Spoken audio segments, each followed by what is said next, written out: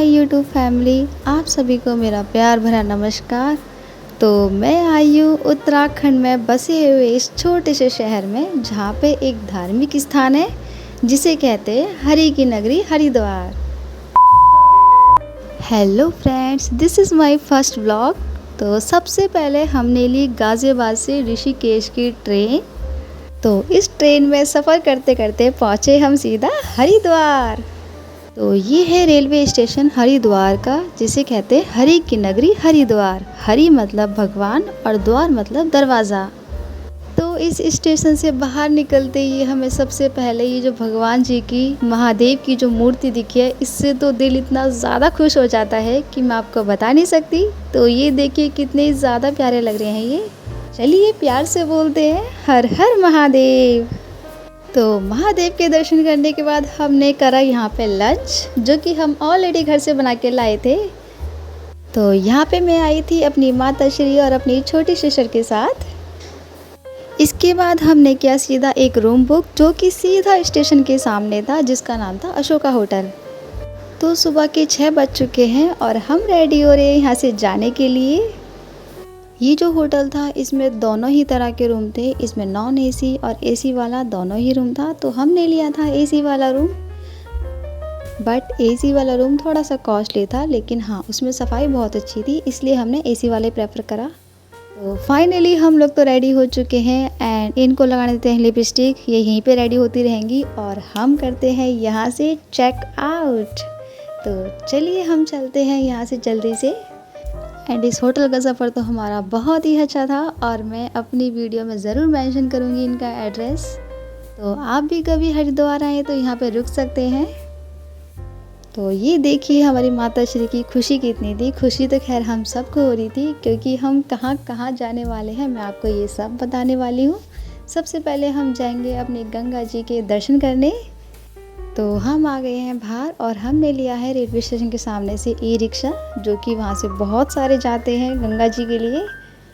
तो यहीं से शुरू होते हैं हमारे गंगा जी के दर्शन, जहाँ से हमने की है पहली शुरुआत। सबसे पहले हम जा रहे हैं हरिद्वार। तो हम पहुँच गए हैं फाइनली हरिद्वार। तो प्यार से बोलेंगे हर हर गंगे। तो भाई साहब इतनी ज़्यादा खुशी हो रही थी, क्योंकि मैंने यहाँ आने के लिए बोल रखा था। और जब मैं पहले कभी आई थी तो बचपन में आई थी। इतना ही ज़्यादा प्यारा व्यूज़ और इतना सुकून कि मैं आपको बता नहीं सकती। मैं यहाँ किस लिए आई हूँ, क्यों आई हूँ और यहाँ आने का कारण क्या है, और ऐसी कौन सी मनोकामना थी जो मेरी पूरी हो चुकी है। तो उस पर बताने से पहले मैं यहाँ पे करती हूँ गंगा जी का स्नान। तो चलिए सबसे पहले हम गंगा जी नहा लेते हैं। तो सबसे पहले हम गंगा जी के पास जाएंगे और हम उनको हाथ जोड़ के गंगा जी के साथ प्रणाम करेंगे और प्यार से बोलेंगे हर हर गंगे। तो मैं आप सबको बता देती हूँ, मेरी ये मनोकामना पूरी हुई थी कोरोना के टाइम पे। मैंने ये कोरोना से पहले कहा था कि अगर मेरी मनोकामना पूरी होगी तो मैं गंगा जी नहा के आऊँगी। तो चलिए इसी बात पे जल्दी से गंगा में डुबकी लगा लेते हैं। और आप सभी को तो पता होगा कि यहाँ का पानी कितना ही ज़्यादा ठंडा होता है, लेकिन ये पानी मुझे इतना ज़्यादा अच्छा लग रहा था कि मैं आपको बता नहीं सकती। क्योंकि मुझे ठंडा पानी बहुत पसंद है और मैं नहाती भी ठंडे पानी से ही हूँ। पूरी सर्दी में ठंडे पानी से नहाती हूँ। तो मुझे ऐसा पानी अगर मिल जाता है कहीं पे, तो मैं ऐसे तृप्त हो जाती हूँ कि मैं आपको बता नहीं सकती। तो मेरे साथ साथ हमारी माता श्री ने भी गंगा जी का स्नान कर लिया है और अब रह गई है हमारी कज़न। तो ये भी जा रही है गंगा स्नान करने। और फिर लगे हाथ एक डुबकी मैंने अपने कज़न के साथ भी लगाई और इस ग्रिल को क्रॉस करके लगाई थी, क्योंकि वहाँ पे पानी बहुत ही ज़्यादा था और हमारे पीछे था ये महादेव का बहुत ही प्यारा मंदिर। तो ये मंदिर बहुत ही सुंदर था। इतना अच्छा लग रहा था कि जिस घाट पे हम नहा रहे हैं वहाँ हमारे महादेव बैठे हैं। तो गंगा स्नान करने के बाद यहाँ पे मैंने चढ़ाया दूध और जल। गंगा स्नान के बाद हम करेंगे गंगा मैया की पूजा। तो चलिए हम यहाँ पे फूल लेके आए हैं और इसी में एक दिया होता है जिसको मम्मी ने जलाया। और अपनी मनोकामना पूरी होते हुए मैंने गंगा मैया को धन्यवाद बोला, महादेव को धन्यवाद बोला कि आपने मेरी सारी मनोकामना पूरी करी, उसके लिए बहुत बहुत धन्यवाद। तो मेरी ये कौन सी मनोकामना थी जो इतनी देर से मैं आपको बोल रही हूँ, तो चलिए मैं आपको बताऊँगी अब कि वो कौन सी मनोकामना मेरी पूरी हुई थी। तो चलिए सस्पेंस को यहीं ख़त्म करते हैं और देखिए मेरे हाथ में ये क्या है। ये है मेरी टीचिंग का डिप्लोमा एंड यही रीज़न था जिसकी वजह से मैं आई हूँ हरिद्वार। तो फाइनली हम गंगा नहा ही लिए, तो हमारा इसका सफ़र यहीं ख़त्म होता है। तो चलिए अब थोड़ी सी पेट पूजा कर लेते हैं। तो सबसे पहले हम शुरुआत करेंगे अपनी सुबह सुबह की गरम गरम चाय से। और इसी के साथ मैंने सबके लिए चाय बनवाई और मैंने इन अम्मा जी को चाय दी, जिनको देख के मुझे बड़ा सुकून मिला, बहुत अच्छा लगा। इसके बाद मैंने अपनी माताश्री को और अपनी कज़न को चाय दी। अगर आपको भी हमारा ये व्लॉग पसंद आ रहा है तो प्लीज़ चैनल को सब्सक्राइब करें, वीडियो को लाइक करें एंड वीडियो को शेयर करना बिल्कुल भी ना भूलें।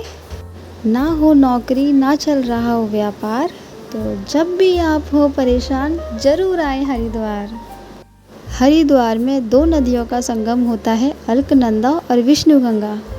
और इसी के साथ साथ गंगा मैया हरि के ग्रहों से निकलकर मैदानी इलाकों तक पहुंचती है, इसलिए इसे गंगा के द्वार से भी जाना जाता है।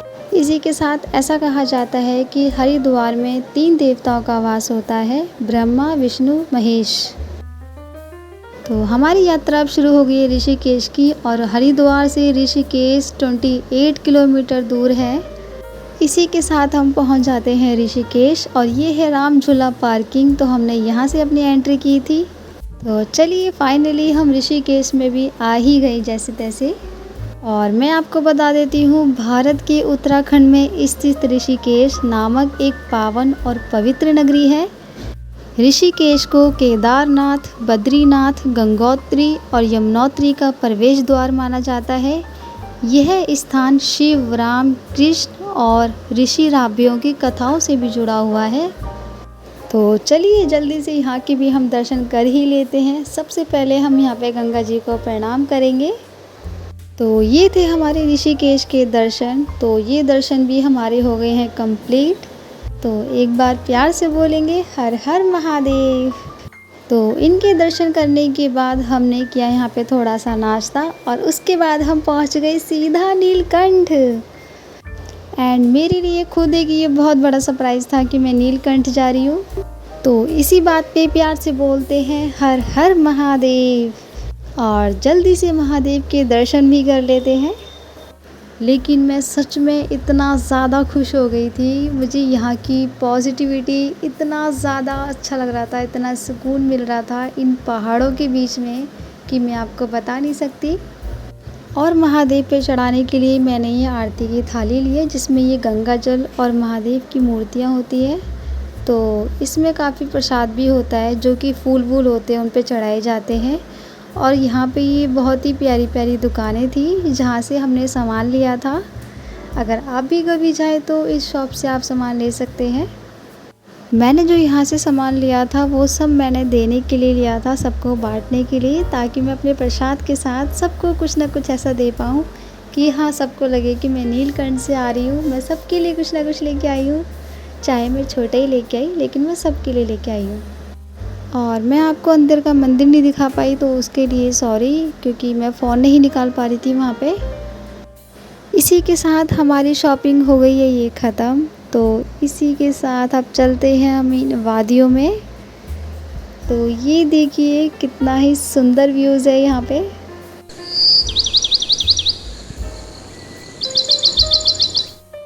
इसके बाद मैंने किए यहाँ पे इस मंदिर के दर्शन। तो ये था 12 ज्योति शिवलिंग का मंदिर। फाइनली हमने नीलकंठ के भी दर्शन कर ही लिए। तो इसके बाद हम पहुँचे सीधा रेलवे स्टेशन। तो ये था ऋषिकेश का नवयोगी रेलवे स्टेशन, जो कि बहुत ही ज़्यादा प्यारा बना हुआ था। तो ये देखिए, और ये इतना बड़ा रेलवे स्टेशन था, इसका रिनोवेशन इतना प्यारा कर रखा था इन लोगों ने कि यहाँ से तो जाने का मन ही नहीं कर रहा था। इतनी पॉजिटिविटी, इतना ज़्यादा ग्रीननेस थी यहाँ पे, पेड़ पौधे इतने ही लगा रखे थे कि आपका तो दिल ही खुश होने वाला है। आप लोग भी जब जाओगे तो आपको दिल्ली की ट्रेन यहीं से मिलने वाली है, क्योंकि ऋषिकेश के स्टेशन से कोई ट्रेन नहीं थी, इसलिए हम वापस यहाँ पे घूम के आए हैं। तो यही हमारी हरिद्वार, ऋषिकेश और नीलकंठ की यात्रा ख़त्म होती है और हम लेंगे अब अपनी ट्रेन और मैं आपको दिखाऊंगी कि ये रेलवे स्टेशन कितना प्यारा और कितना बड़ा था। अगर आपको हमारा ये व्लॉग पसंद आया है तो प्लीज़ कमेंट में ज़रूर बताएं कि आपको मेरा ये पहला और फर्स्ट व्लॉग कैसा लगा, क्योंकि मैं बहुत ज़्यादा एक्साइटेड थी इसको बनाने के लिए और मैंने बोल रखा था जिस दिन मैं हरिद्वार जाऊंगी मैं अपना पहला व्लॉग वहीं बनाऊंगी। तो ये देखिए भाई साहब, इतना ज़्यादा प्यारा था ये रेलवे स्टेशन कि मैं आपको क्या ही बताऊं। इतनी ग्रीननेस थी, इतना ज़्यादा साफ़ सुथरा, इतना क्लीन था और ये बिल्कुल नया रेनोवेट हुआ था। और ये थी हमारी ट्रेन जिससे हम वापस आ रहे थे। चलो मैं थोड़ी सी बातें और बताती हूँ। जब हम गाज़ियाबाद से हरिद्वार जा रहे थे तो जिस ट्रेन में मैं और मेरी कज़न बैठे थे उस ट्रेन में हमारी माता श्री नहीं चढ़ पाई थी और मैं और मेरी कज़न ऐसे ही पहुँच गए हरिद्वार बिना किसी टिकट के, और हमें डर था कि हमें टीटी ना पकड़ ले। बट ये संभव नहीं था, क्योंकि भगवान ने जितने मन से हमें अपनी श्रद्धा से बुलाया था उतने ही प्यार से वहाँ पे लोगों ने हमारा साथ भी दिया।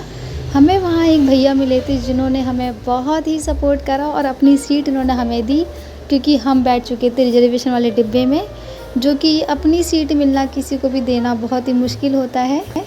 एक छोटा सा थैंक यू उन भैया के लिए, thank you so much. And आप सोच रहे होंगे ये क्या चीज़ है, तो जब हम ट्रेन में बैठे हमने भी ये देखा कि ये क्या चीज़ है, जैसे राउंड राउंड मतलब ऐसे घूम रही है।